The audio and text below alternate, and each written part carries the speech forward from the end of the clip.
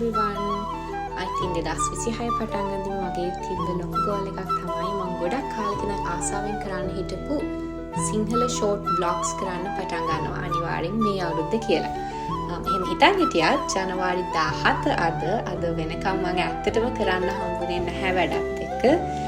අද සෙනසුරාදාවත් මම දෙ නැගිටින්න හිතුවා හරි මම අද පටන් ගන්නවා වීඩියෝ එකක් කරනවා එඩිට් කරනවා ඒක දානවා කියලා. ඉතින් මගේ මේ first vlog එක සිංහලෙන් කතා කරන මම හිතන් ඉන්නේ day to day life පුළුවන් වෙලාවට or like මම event එකකට යනවා නම් dancing කරනවා නම් මොනවාම හරි එකක travel කරනවා නම් අනිවාර්යෙන් මම vlog කරලා දානවා කියලා YouTube කවදාවත් මම mainly කරලා නැහැ. ඒකයි මට ආස ලොකු goal එකකට යන්න නෙමෙයි post කරලා ඒ වුණාට documenting life කියන ඒක ඇතුලේ මම කොහොමද picture කල් stories වගේ වලින් ගෙනාපු දේ මම හිතුවා vlogs වගේ කරනවා කියලා. මේ ඇත්තටම මම පෙන්නන්නේ සෙනසුරාදාවක් අද මම කිව්වා වගේ and snow කරලා තිබ්බ එළිය දවස් දෙකක් ඇත්තටම snow storm වගේම තිබ්බ නිසා හරි ලස්සන එළියේ.